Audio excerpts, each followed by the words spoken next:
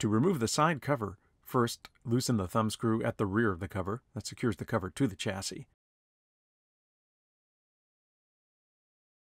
Grasp the handle on the rear of the cover and pull firmly to the rear before pulling up on the back of the cover.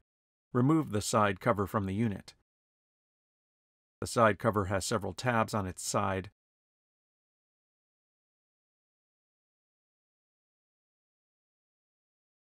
And leading edges,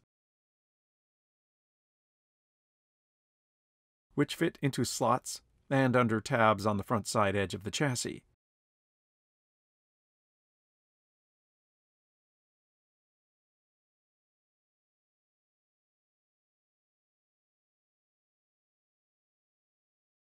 To reattach the side cover, align the tabs on the cover over their corresponding slots on the PC. Slide the cover forward until the forward edge of the cover is flush against the front bezel.